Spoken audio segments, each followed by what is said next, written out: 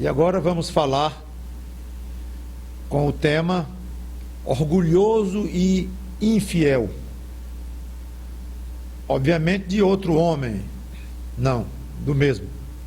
Vamos continuar com o mesmo personagem da semana passada, o rei Asa, que reinou 41 anos em Judá, de 910, mais ou menos, antes de Cristo para frente. Fez o que era reto e bom perante Deus, conforme várias passagens que li naquela pregação. Foi considerado bom porque aboliu a idolatria em grande medida, que havia naquela época, embora não totalmente, mas ele mostrou de fato que combateu muito o paganismo e fez uma grande reforma religiosa. Nos primeiros 10 anos dos seus 41 de reinado, teve um tempo de paz, reforçou as cidades, formou um bom exército, foi atacado por um exército numerosíssimo de 1 milhão de soldados, liderados pelo menos por um etíope africano, muito maior do que o dele, o exército.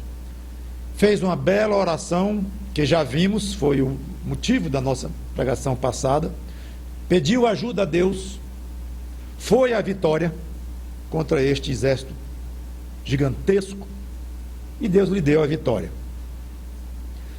Agora vamos pular 26 anos no reinado de Asa. Então vamos para o 36º ano do reinado dele. Vamos a 2 Crônicas, capítulo 16.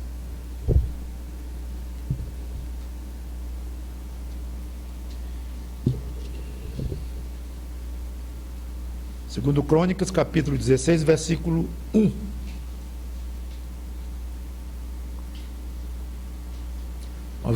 Vamos lendo aos poucos este capítulo. Diz assim então, segundo Crônicas 16 e 1, no 36º ano do reinado de Asa, subiu Baasa, rei de Israel, que era o reino do norte. Nessa época o reino de Israel estava dividido em dois, reino do norte, chamado de Israel também, e reino do sul, chamado de Judá. Então, subiu o rei de Israel, Baasa, contra Judá. Então, os dois reinos aí, já se degladiando de novo. E edificou a Ramá, para que a ninguém fosse permitido sair de junto de Asa, rei de Judá, nem chegar a ele. Paremos aqui e vamos orar. Senhor Deus, dá-nos um tempo gostoso com a Tua palavra aberta, corações serenos para aprendermos um pouco mais dela, esta palavra maravilhosa.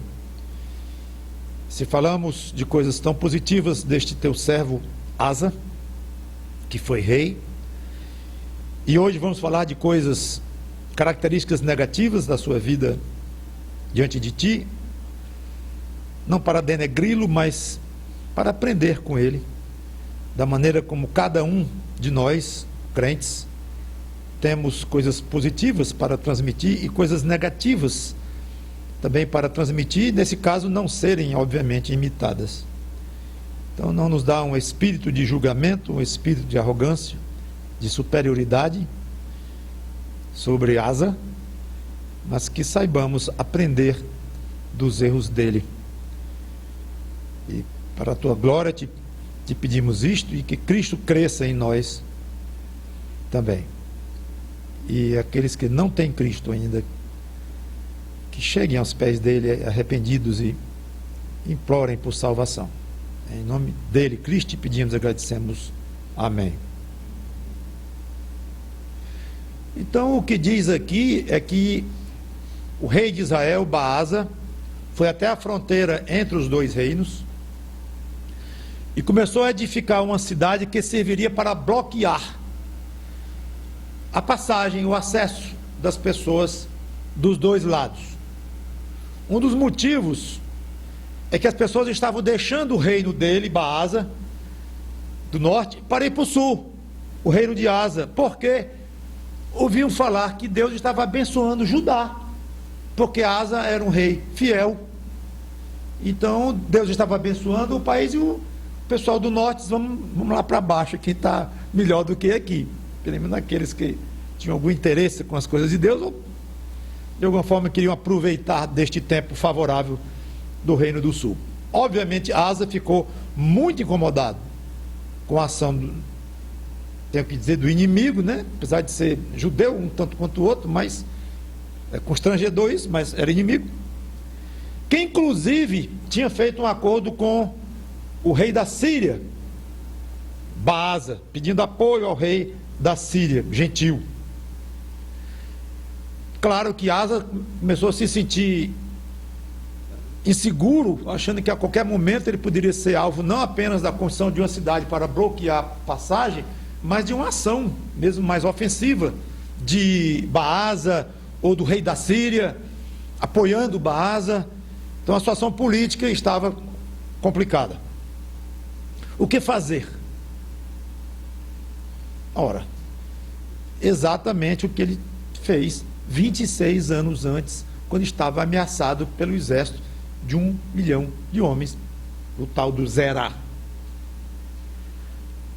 Tomou atitudes normais, no sentido de preparar os seus homens para a guerra, Asa, uma guerra que iria ser totalmente desbalanceada pelo gigantismo do exército do outro, mas ele tomou decisões que deveria ter tomado, razoáveis, levou o problema a Deus e humildemente pediu ajuda, conforme nós vimos, confiando na intervenção divina da maneira como Deus achasse necessário fazer. E pronto. Ele fez isso, foi à guerra, conseguiu miraculosamente vencer o exército do outro com a ajuda de Deus, que se tocou com a oração dele. E pronto. Nada mais. Então vamos ver o que Asa fez. Versículos 2 a 6.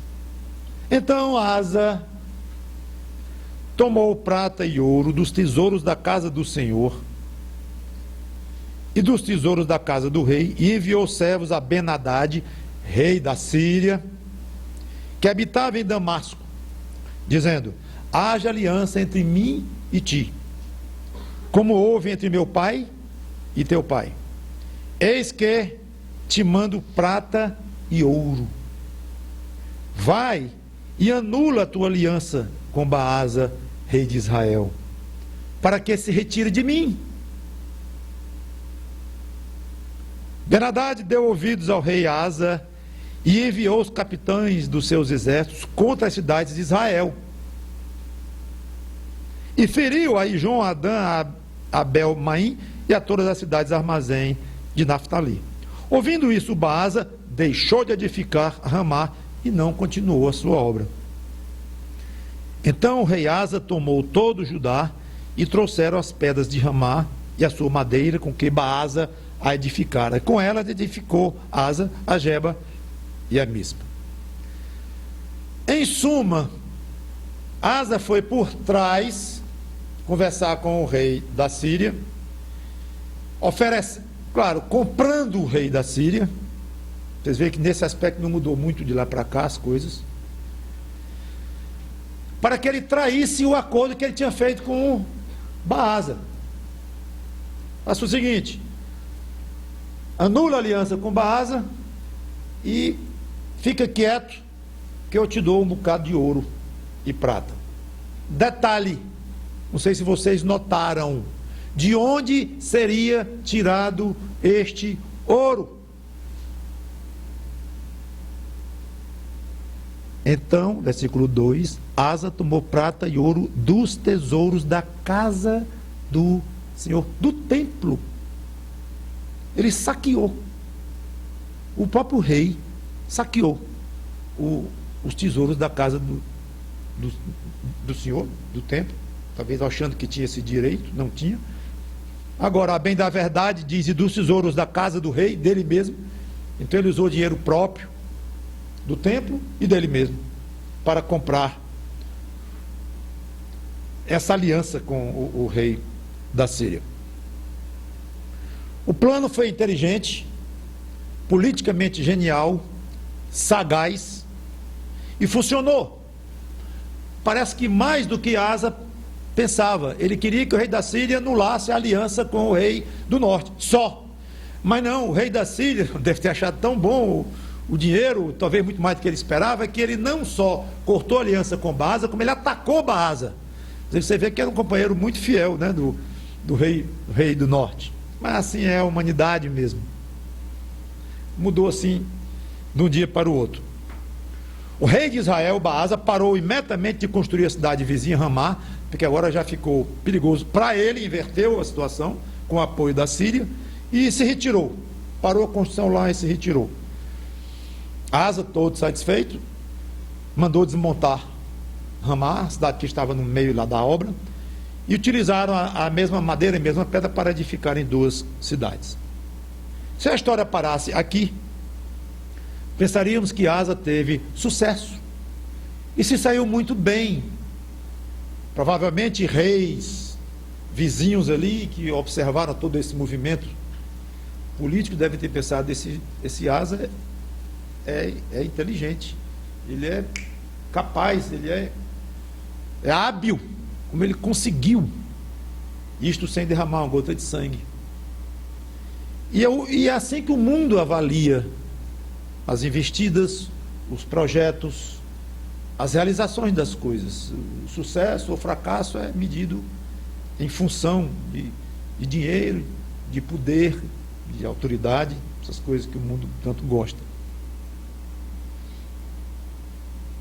Aparentemente tudo funcionou bem. Cuidado com essas tais aparências. Vamos aos bastidores divinos agora, versículos 7 e 8. Naquele tempo, veio Anani a Asa, rei de Judá, e lhe disse, um profeta aqui: por que confiaste no rei da Síria e não confiaste no Senhor, o teu Deus? O exército do rei da Síria escapou das tuas mãos. Acaso não foram os etíopes e os líbios grande exército com muitíssimos carros e cavaleiros? Porém, tendo tu confiado no Senhor, ele os entregou nas tuas mãos. Então Deus aqui acusa Asa de não ter confiado nele desta vez, preferindo confiar em homens. Sabemos o que aconteceu, mas o rei da Síria já não estava mais muito disposto a ajudar Asa, escapou das mãos dele. Não sei se tinham planejado algum ataque contra Baasa e o rei da Síria desistiu também. Não importa o que aconteceu exatamente. O fato é que Deus estava magoado com Asa. E o texto não diz, mas ainda havia um agravante de Asa ter pedido ajuda a quem era proibido. Os povos pagãos, gentios, eram em princípio considerados inimigos de Israel, em princípio. Por quê? Porque eram inimigos militares contra Israel, queriam dominar e invadir Israel. Não. Porque podiam influenciar Israel para longe de Deus. Esse era o grande problema que Deus via em Israel se associar com povos que não o conheciam, gentios ao redor. Vão afastar vocês de mim e vão levar vocês para a idolatria que muitas vezes era misturada com imoralidade e tudo mais. Então qualquer aliança de um rei judeu contra um rei gentio era proibida aos reis de Israel, ou do norte ou do sul, judeus. Então, além de não confiar em Deus, Asa confiou em homem e no homem errado, porque tratava-se de um rei gentio. Erro duplo, erro em cima do outro. Constrangedor que seja, algumas vezes nós parecemos com Asa. Tivemos no passado uma experiência excelente com Deus, fomos ajudados por Ele numa situação muito crítica, desesperadora para nós, e quando estamos novamente necessitados, partimos para uma solução própria, tomando providências normais, cabíveis, porém confiando em pessoas, e pior, pessoas erradas. A esposa pede ajuda a Deus sobre um problema com o marido, e ela trata da maneira como deve, mas confiando em Deus, e Deus a ajuda, e passa aquela crise. Anos depois, um novo problema, e dessa vez ela muda um pouco a sua mente ou o seu coração, mesmo sendo crente ainda, mas vai pedir conselhos a alguém que vem com a filosofia de homens ateus, vem com a psicologia humanista, contrária à palavra de Deus, e aquela crente talvez até sinta uma pinicada no coração, ou não, e acha que ali está o bom conselho, ali está a solução, e não somente ofende, mas magoa a Deus. O empresário pequeno, iniciante, entra em dificuldade financeira, ora a Deus pedindo uma ajuda, Deus ouve, providencia negócios que livram aquele pequeno comerciante e toca para frente. Anos depois, ele já bem sucedido, entra numa crise grande dessa vez, maior, com maiores consequências, e em vez de fazer exatamente como antes, mesmo tomando providências normais, cabíveis, mas orando a Deus e confiando que a solução do seu problema estava em Deus, dessa vez ele muda a cabeça, muda o coração e toma uma atitude contrária aos padrões de Deus, tipo, sei lá, procura um agiota para resolver essa sua situação, achando que ali está a saída, porque os bancos não estão mais abertos, porque o crédito não está bem, então ele arranja um motivo na sua cabeça e passa para uma atitude totalmente contrária aos padrões de Deus. Crente que já conheceu a mão de Deus no passado, e Deus fez questão de que o seu profeta Anani lembrasse a Asa: Asa, você esqueceu? Você pediu ajuda a mim contra que deve estar ficando meio pequeno aquele exército de 1 milhão de homens para você hoje, não é? 26 anos depois. Na época, aquele exército estava bem grandinho aos seus olhos. Eu me lembro das suas palavras, orando para mim, arriado no chão, as palavras que o Senhor usou para descrever aquele exército contra você, que ia esmagar você, como a pata de um cavalo esmaga um besourinho. Parece que hoje você mal se lembra, Asa. O que houve? Pastor, então o problema o que é mesmo? É errado procurar ajuda humana? Não. Não é errado procurar ajuda humana. Desde que, você não coloque suas esperanças nesse tal ser humano que você procurou ajuda. Pode ser o pastor, se for uma coisa espiritual, uma coisa familiar. Pode ser um médico, se for uma coisa física, não sei. Um psicólogo, uma coisa psicológica, que hoje acho que fazem mais do que deveriam, a influência sobre os crentes. Mas a questão não é somente a quem você vai procurar ajuda, mesmo considerando que você procure ajuda em pessoas corretas, como falei, até o pastor da igreja. Mas não coloque as suas esperanças ali. Este é o problema. Mas finalmente agora eu vou fazer uma viagem, vou para a cidade tal, onde tem um pastor famoso, que resolve tudo que é problema de casamento, de infidelidade, de seja do que for, e vou procurar ajuda a este homem, que é um supra-sumo. Cuidado. Esta é a questão. É colocar as suas esperanças em gente.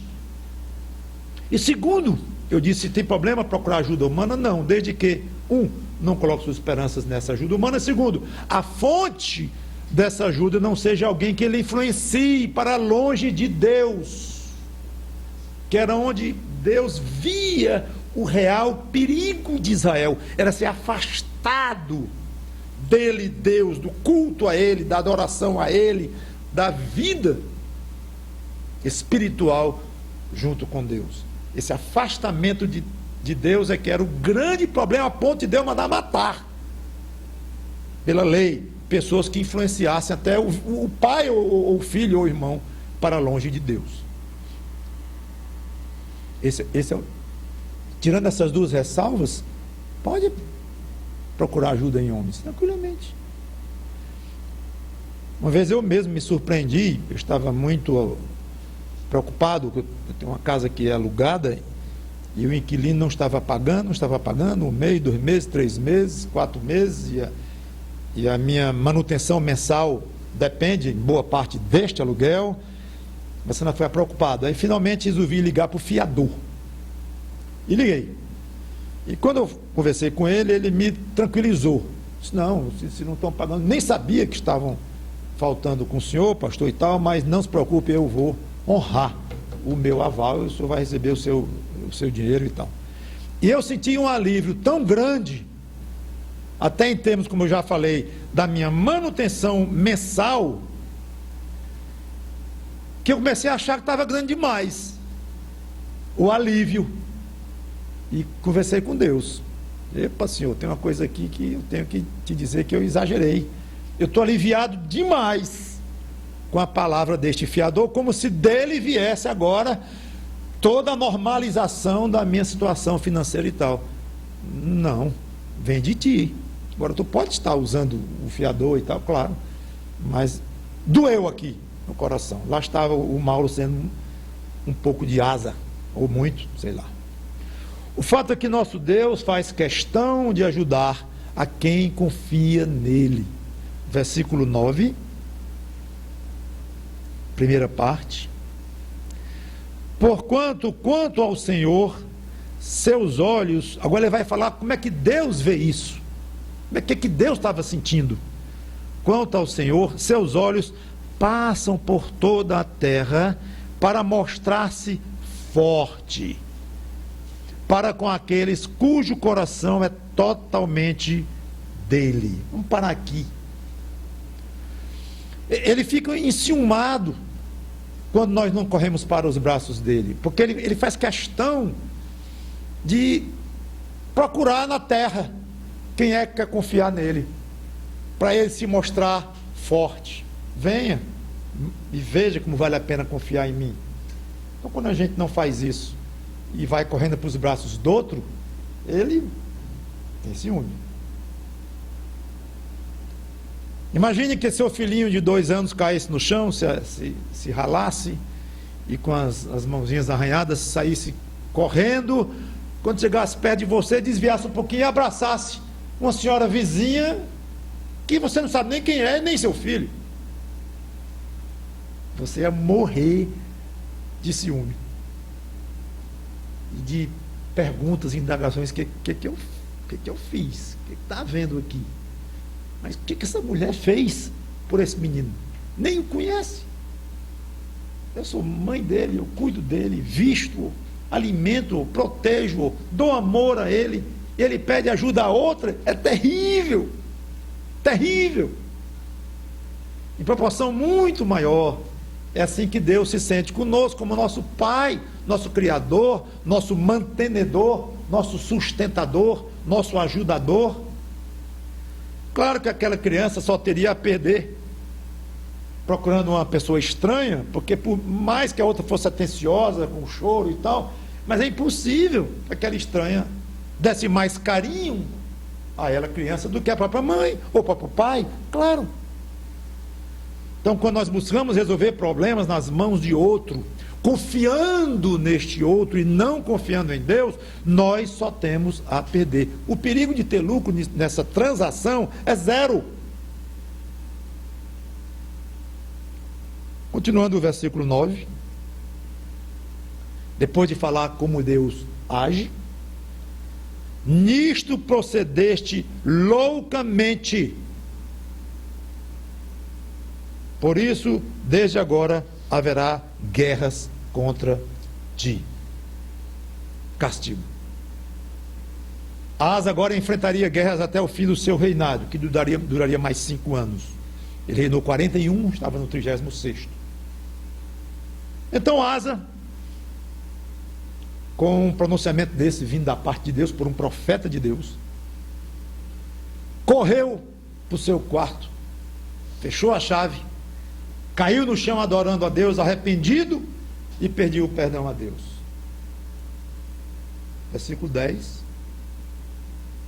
Vamos ver se foi assim. Porém, Asa se indignou contra o vidente, o profeta Anani, e o lançou no cárcere, no tronco, porque se enfurecera contra ele por causa disso. Como é? Esse é Asa, o crente, fiel a Deus. Era, né? É o crente. Agora, fiel a Deus, está começando a não pegar mais bem essa qualificação para um homem que age desta forma. Típico do crente frio, carnal, que não enxergou o próprio pecado e ainda culpa quem quer ajudar e corrigir. Uma vez um pastor amigo, que já está com Cristo inclusive, disse que enfrentou certa vez uma divisão pesada na igreja dele. Sabe como é que começou? Com a disciplina da filha de um diácono. O diácono não gostou. Aí começou uma revolta dentro da igreja e foi algo gravíssimo que quase acaba com a igreja. Muitas vezes acontece isto. A pessoa não consegue ver o próprio pecado. O crente mesmo, por algum motivo. E se zanga com quem quer agir de uma maneira correta. E Asa chega e prende o pobre coitado. E num tronco, que é amarrado às pernas, era horrível. Um tronco grande, as pernas ficavam abertas, encostadas nesse tronco, rodeando o tronco e amarrada, fechando o círculo. Era uma posição absurdamente desconfortável, desagradável, dolorida. Não podia deitar, nada, era horrível. Então não era só preso num cantinho ali, amarrado com uma corrente, não. Preso no tronco, era preso com tortura. É isto. É uma qualificação mais perversa do que seria uma simples prisão, que já seria uma perversidade. Prender um homem de Deus, é uma loucura. A gente olha assim, pode ser Asa? Mas ele não parou aí não. Final do versículo 10. Na mesma ocasião, oprimiu Asa alguns do povo dele. Não oprimiu inimigos, mandou torturar todos os inimigos políticos presos, lá de povos vizinhos ou coisa assim. Não, do povo dele mesmo. Nós não sabemos o que aconteceu. Sugestão: pode ser que tenham se revoltado pelo tratamento que ele deu ao profeta. Olha, Anani está preso no tronco, porque ele repreendeu em nome de Deus a Asa pelo que ele fez com o rei da Síria. Não sei. O fato é que parece que Asa aqui já tinha entrado numa roda viva, em que um pecado leva a outro, que uma frieza leva a outra maior, e que uma dormência espiritual leva a outra maior. Infelizmente, os erros do rei Asa e suas ofensas a Deus não pararam ainda aí. Versículos 11 a 14, que são os últimos que eu vou ler hoje.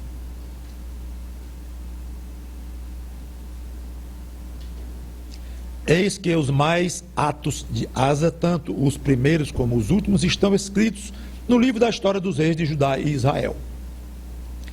No 39º ano do seu reinado, caiu Asa doente dos pés. A sua doença era em extremo grave. Contudo, na sua enfermidade, não recorreu ao Senhor. Não recorreu ao Senhor, mas confiou nos médicos. Descansou Asa com seus pais, morreu no 41º ano do seu reinado. Sepultaram-no no sepulcro que mandara abrir para si, na cidade de Davi, puseram-no sobre um leito que se enchera de perfumes e de várias especiarias preparados, segundo a arte dos perfumistas. Foi muito grande a queima que lhe fizeram destas coisas. Asa adoece gravemente dos pés.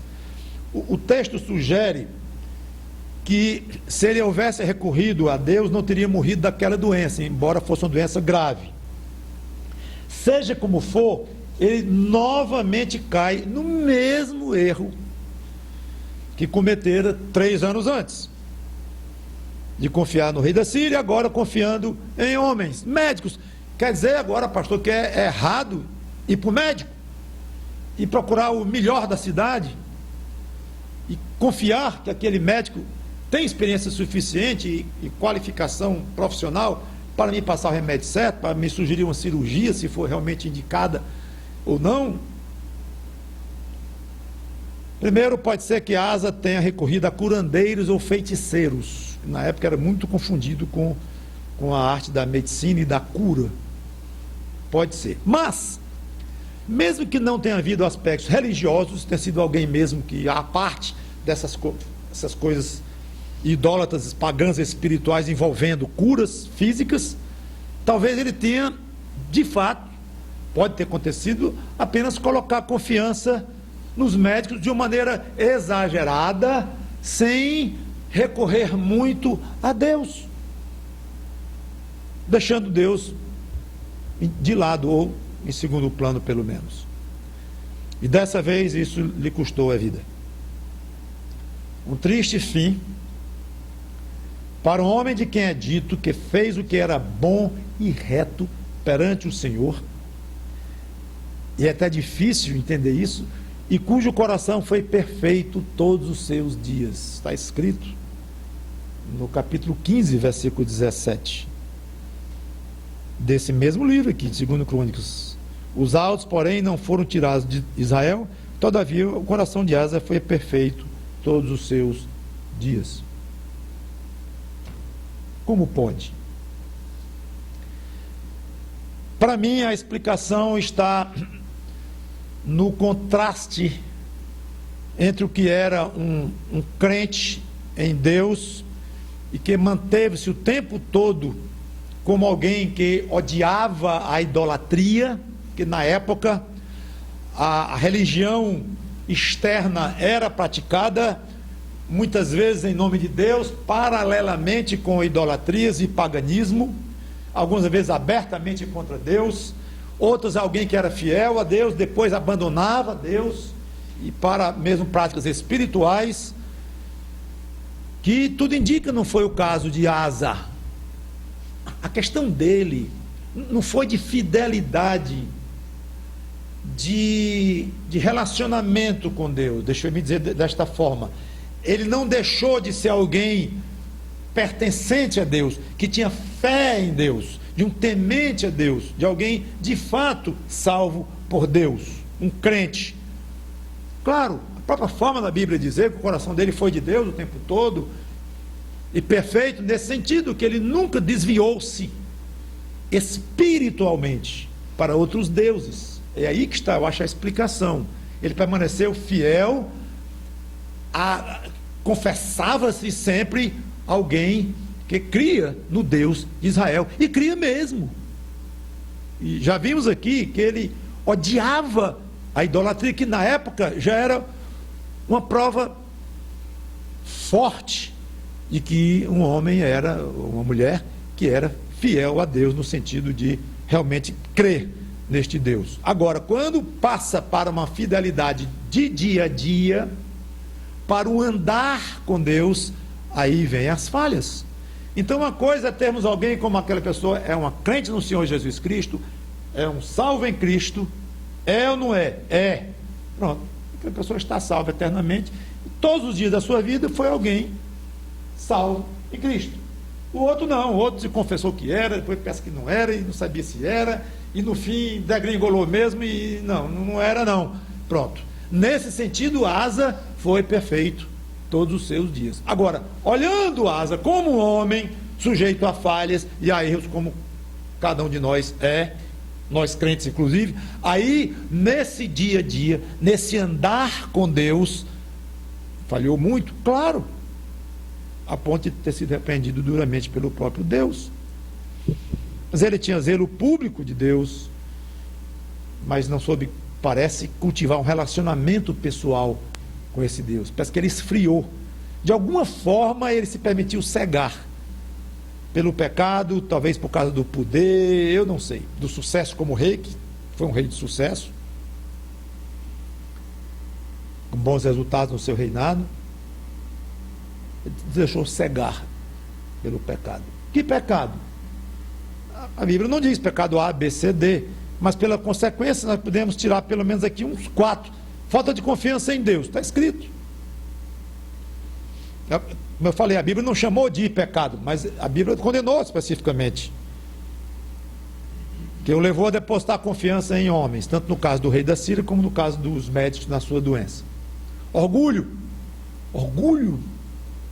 carnalidade, egocentrismo, que o impediu de reconhecer o próprio pecado, deixando-o irritado. E talvez ele achasse mesmo que aquele profeta estava avançando muito, falando com o rei daquela maneira, e não via grandes problemas nisso não, porque você sabe que a explicação a gente consegue para tudo. E que ele livrou Judá de ser atacado pelo reino do norte, juntamente com o rei da Síria. Foi um bem que ele fez como rei, uma providência que ele teve que tomar política, e tudo bem, que pode ter falhado um pouco aqui, mas afinal de contas, não sei, é provável que ele tenha de fato achado que esse homem Anani merecia uma dura repreensão e consequências para tratar o rei daquela forma, não sei, mas é claro que ele estava cego ou dormente espiritualmente quanto àquele assunto. Falta de respeito e de amor e de consideração contra um profeta de Deus, a ponto de mandá-lo prender no tronco de uma maneira tão cruel. Abuso de poder, quando diz aqui que ele oprimiu alguns do seu povo, quando a Bíblia denuncia porque ele abusou. Então, vários erros deste homem. Que lições nós podemos aprender disso tudo?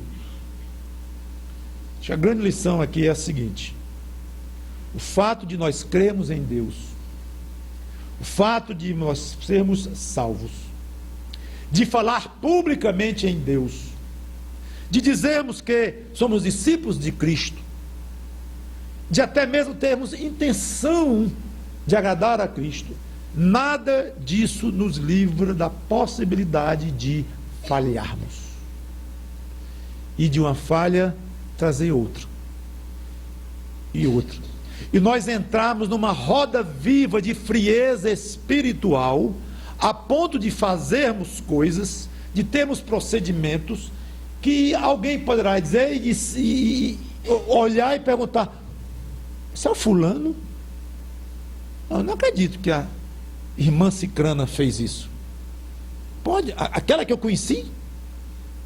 Foi. De ficar admirada, decepcionada. A mesma pessoa que continua crente. Deus disse para Caim, quando ele estava com raiva do irmão Abel: Caim, o pecado jaz à porta, ele está na tua porta aí, esse monstro, querendo te pegar, e o desejo do pecado vai ser contra ti, contra a tua pessoa, contra o teu bem. Ele quer te dominar, ele quer te derrubar esse pecado. Caim, a ti cumpre dominá-lo. A ti cumpre dominá-lo. Domina você, Caim, o seu monstro que está aí lhe esperando, ou o monstro que está aí lhe esperando para lhe derrubar. Agora, se Deus vai ajudar Caim, vai dar força, claro que teria dado se Caim tivesse procurado e tudo mais. Essa terrível verdade foi válida para Asa. O pobre rei aqui, ele não soube dominar esse inimigo que estava ali querendo devorá-lo. Devorar não conseguiu, mas prejudicá-lo conseguiu muito. O estrago foi grande que Satanás fez na vida de Asa no final. Estragou muito o testemunho que ele fez, que ele tinha como crente, mesmo continuando crente.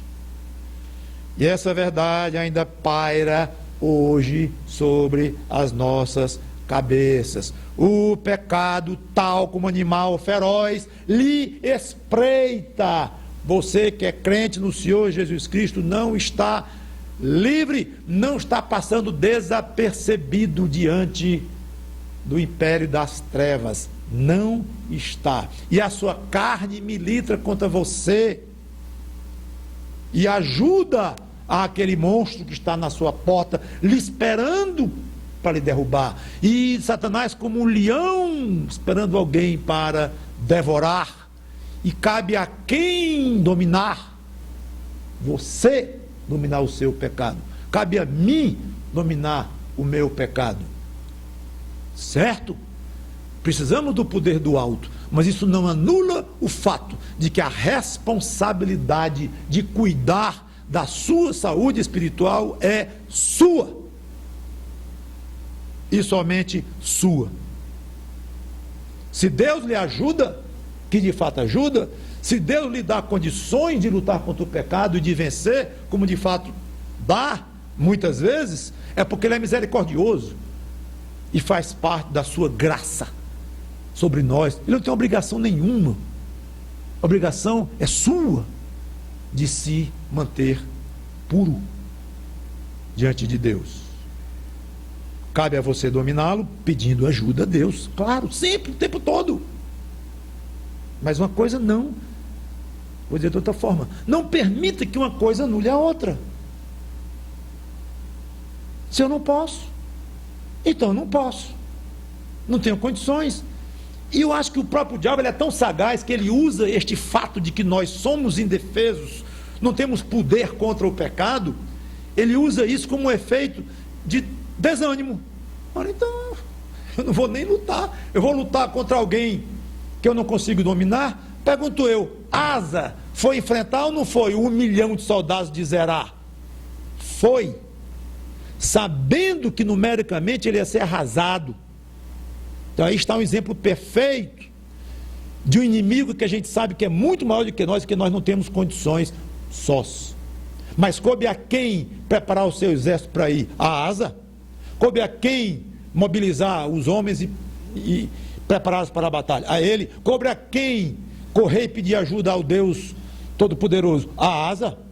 Então ele era como rei o responsável diante de Deus, por ele, pelo povo, pelos soldados dele. Cuide, Asa, que eu lhe dou poder para vencer, mas cuide. E foi exatamente o que Asa fez no 10º ano do reinado dele. E foi um sucesso total em todos os aspectos.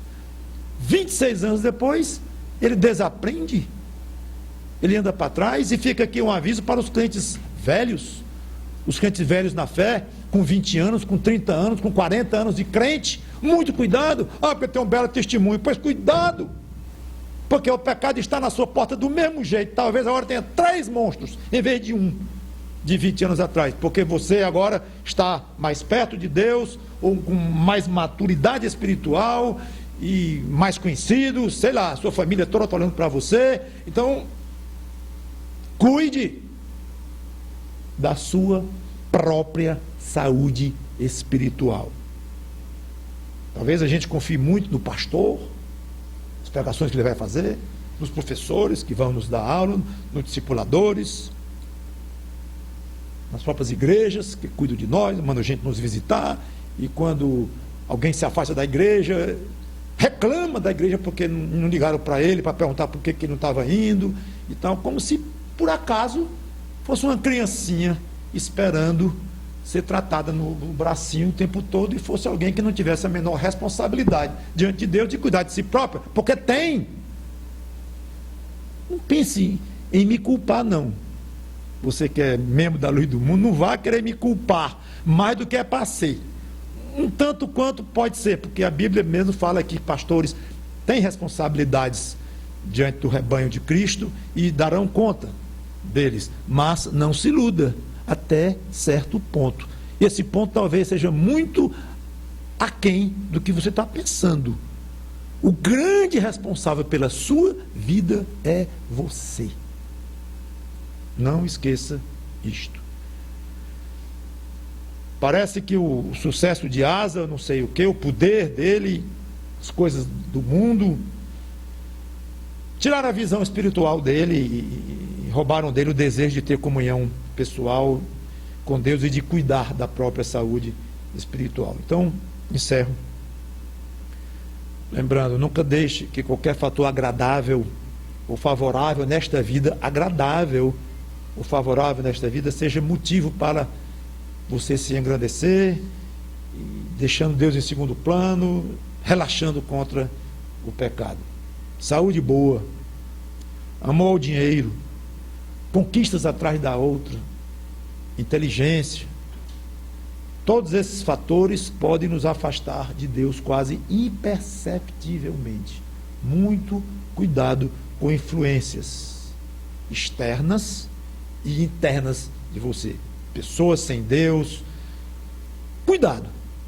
Aliás, nós podemos achar que somos crentes fiéis, mas no íntimo estamos longe de Deus. Com que base você está achando fiel?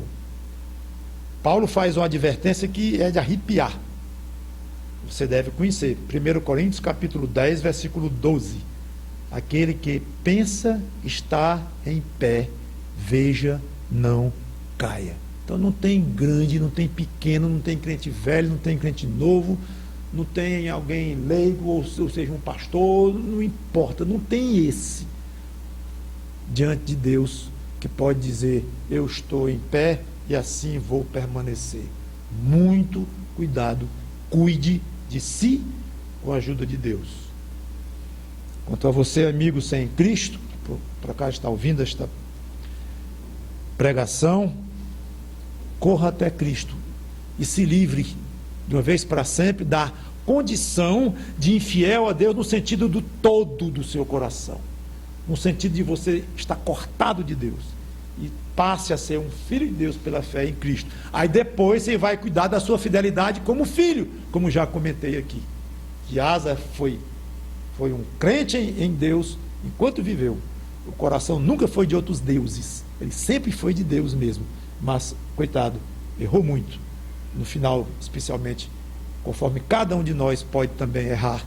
Estejamos bem atentos. Vamos orar. Santo Deus, nosso bom Pai, que exemplo fantástico para os perigos da vida espiritual que nós corremos. Obrigado pelo exemplo de Asa, teu servo, cujo coração foi teu todos os dias, e por isso mesmo não tenho dúvida de que eu encontrarei no céu, porque era um homem salvo pela fé em Ti. Mas também como eu, falho, cheio de tentações, problemas, falhas, dificuldades e pecados, e muitos dos quais ele cedeu e te ofendeu, te magoou. Nós não queremos te ofender, não queremos te magoar. Então nos ajuda a termos mais responsabilidade cristã, cuidando de nós, no sentido de nos precavermos contra as tentações da nossa própria carne, do pecado, do diabo, e correndo o tempo todo para o teu lado, pedindo ajuda.